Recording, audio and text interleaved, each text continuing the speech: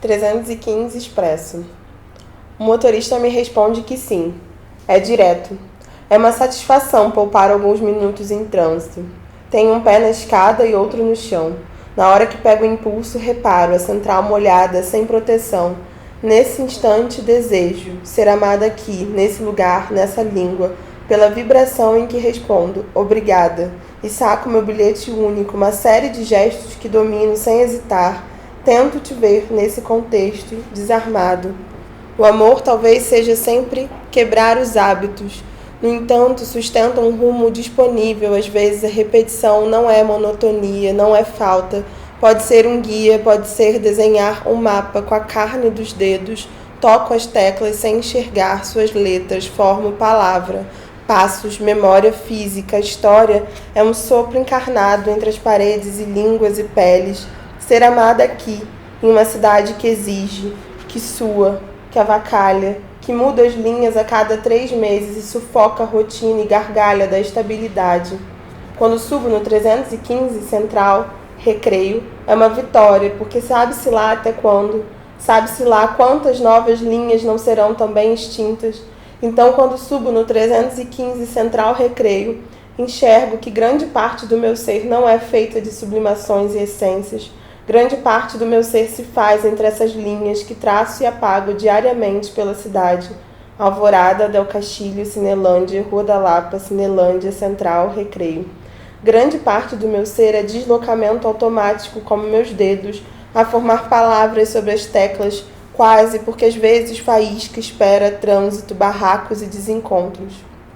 Hoje, no 614 Alvorada, Del Castilho, vi um rapaz confuso e um motorista indisposto. Vi uma garota se aproximar, talvez oferecendo ajuda. Eles conversam, claramente ele não é daqui, ela parece mais certa do que faz. Imagino se pela ajuda vão iniciar um contato, trocar contato, marcar uma cerveja, começar algo. Então entendo que na verdade já existe, são algo, um casal. Nesses tempos nunca se sabe o termo certo, mas são algo. Ela só foi ajudar depois de um tempo porque está magoada com algo. Depois dos minutos em que se explicam, passam o resto da viagem em silêncio, um ao lado do outro. Pelo silêncio compartilhado, vejo que são algo. Na hora de descer, a fila se forma com antecedência. Ele se aproxima muito, com indiferença, ela permite. Ela desce em passos rápidos, ela sabe para onde ir. Ele segue afobado. Caso a perca, não sabe para onde seguir em Del Castilho. Eles ficam na fila para comprar um bilhete. Eu sigo em passos de quem sabe o caminho mais do que gostaria. Então, quando subi com certeza no 315 Expresso, a repetição do impulso, sem hesitar, o amor é sempre quebrar hábitos, se fazer estrangeira em terras sem raiz, é atalho no mais íntimo dos movimentos guardados de cor, entre a língua, a pele e as paredes, desejo, laço que faz dos pontos de passagem escolha. O Sobre as Linhas Extintas, ele foi publicado ano passado, em 2018, mas eu acho que eu comecei a escrever ele em 2015. É engraçado, porque eu não sei se entrou alguma coisa que eu escrevi em 2015 no livro, mas acho que como projeto de livro, eu comecei ele em 2015. Que ele tem muita relação com a minha vivência no Rio de Janeiro, que nessa época, depois de 2013 até 2016, passou por muitas transformações urbanas, né, de obras insanas, destruindo a cidade. E eu moro num lugar que é um pouco de difícil acesso, tem pouco meios de transporte, eu sempre tinha que fazer baldeações. E nessa época, entre 2013 e 2016, as linhas que eu pegava para ir da minha casa até o centro da cidade foram extintas, literalmente. E isso complicava muito a minha vida, porque já era difícil, eu já ficava às vezes 2, 3 horas no ônibus. Mas aí agora eu tinha que pegar mais um ônibus e, enfim, tudo se tornou mais complexo, porque mudaram os nomes, deixou de ser números, virou troncal, que até hoje a gente fica assim, o que é isso de troncal? E, enfim, tinha todas as questões políticas que envolveram essa época, né? Era a época da Copa, Olimpíada, então várias manifestações, a cidade, uma grande turbulência. E eu tava numa fase, assim, de 25 anos, muito, sabe, me sentindo tão em reforma quanto a cidade, vamos dizer assim. E aí, em 2015, eu sinto que eu escrevi algumas coisas que são temáticas sobre as linhas extintas, mas não entraram no livro. Então, assim, eu comecei a escrever ele em 2015, aí em 2016, 2017, eu pensei, não, realmente eu posso escrever poesia, porque eu tinha uma coisa meio assim, eu não me identifico muito como poeta. Eu me sinto mais confortável como escritora. Mas eu pensei, tudo bem, eu posso escrever um livro de poesia e não me identificar como poeta necessariamente. E acho que muito contato das mulheres que escrevem com a Estela, com outras poetas que a gente sempre conversava, me ajudaram muito a entender o que eu queria com aquele livro. Então eu fui escrevendo muito entre 2015 e 2017. No final de 2017 eu olhei aqueles poemas que eu tinha e pensei, não, tem um projeto aqui, tem uma história, uma narrativa, mas tem muita coisa ruim também. Então eu comecei a limpar. Aí eu juntei tudo que eu tinha e comecei a reler, a reeditar, a reescrever. Muitos poemas foram reescritos. E juntei eles e ficava assim, li em voz alta, relia, mandava para algumas pessoas. A Estela trabalhou muito junto comigo na edição desse livro. E fechei ele. E no início de 2018, eu mandei para a chamada aberta da Urutau, assim, meio, sei lá, vou mandar. Não tava botando tanta fé que ia rolar, não vou criar expectativas. Mandei e consegui, assim, fui selecionada junto com outros poetas do Rio.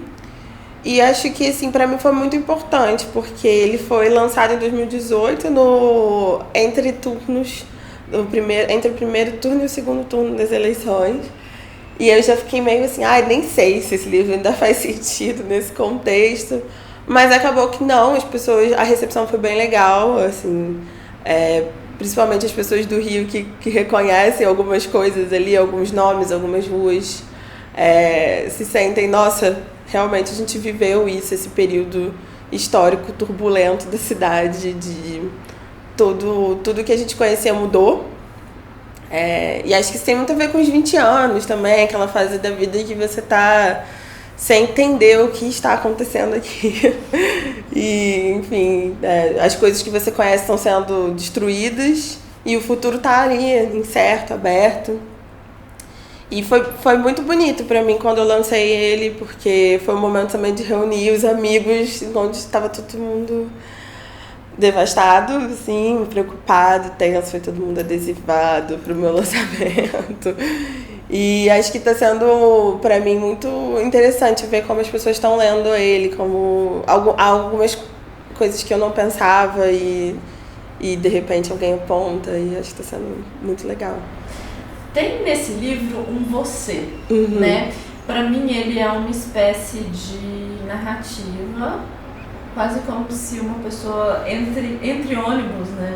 Entre ônibus não, dentro do ônibus ou do metrô, estivesse se comunicando com o outro. Como é que é esse processo da criação desse você, desse outro, ao qual o livro se refere? Eu vou ter que aceitar algo que já me falaram, que agora eu tô achando que funciona muito pra minha escrita. Que muitos desses poemas são poemas de crush. Inclusive tem um poema do crush. Tem um poema que fala sobre o termo crush, porque em inglês ele tem um tipo de uso, em português a gente já perdeu o controle, a gente não sabe, né? Se esse crush é alguém que você tá pegando, se é alguém que você tá só, né, com uma quedinha apaixonada, se é alguém que você tá ficando mais seriamente, enfim, o que é um crush, né? Você fala, o crush veio aqui. Você não sabe que tipo de relação essa pessoa estabelece. Eu acho que esse você também é um tanto indeterminado quanto essa nova gíria crush, assim.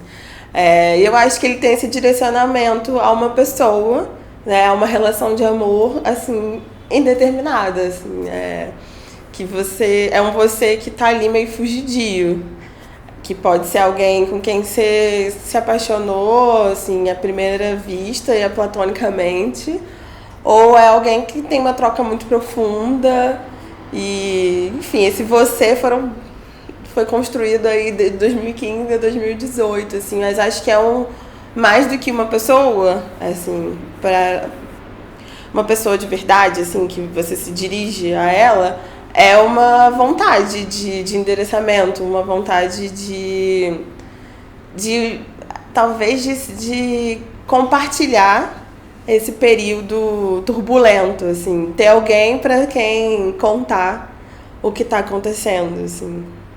Você joga muita coisa fora, né? Eu Sim. acho. Como é que é esse jogar fora? Pra mim é difícil, porque eu sou taurina, então eu sou apegada. Mas acho que tem que ter um distanciamento temporal. Às vezes a gente escreve, na hora que a gente escreve é lindo, maravilhoso. Ou não, tem aquelas coisas que a gente escreve, já quando a gente escreve, a gente fica em dúvida. Não sei se isso tá bom. Nesses casos, não sei se isso tá bom, eu acho que vale tentar sempre reler, porque tem alguma coisa boa, geralmente, e algo deu errado. Aí vê se dá pra aproveitar o que deu, o que tem de bom, ou se é pra jogar fora mesmo e... Enfim, eu tinha dificuldade em aceitar que às vezes a gente vai escrever coisas ruins até desenvolver realmente o que a gente quer escrever. E agora eu tô aceitando mais, assim. E tenho feito... Antes eu era mais afobada também pra escrever e queria... E porque essa coisa de escrever na internet, né? Eu escrevia e publicava, na hora. Eu parei de fazer isso e acho que me ajudou muito. Porque eu guardo agora e aí releio, assim. Eu tô numa fase que eu tô escrevendo até mais rascunho. E aí depois eu mexo de novo, assim. Depois de um tempo. Não tô tendo tanta pressa de transformar aquilo em algo. Porque as ideias, o que eu escrevo, eu tô... Antes, sei lá, era, nossa, escrevi um poema. Aí aquela pressão de que tem que ser muito lindo, perfeito. E, em geral não é de cara, né? Assim, até tem alguns. Tem um do livro do Sobre as Linhas Distantes que eu escrevi de uma vez. E eu escrevi e falei, nossa, é isso. Tá pronto. Eu reli, devo ter feito algumas alterações mínimas, mas acho que deve ter sido o único que saiu assim de primeira como está. De resto, todos tiveram algumas edições, assim. Eu acho importante desapegar. Não sou boa, mas estou aprendendo.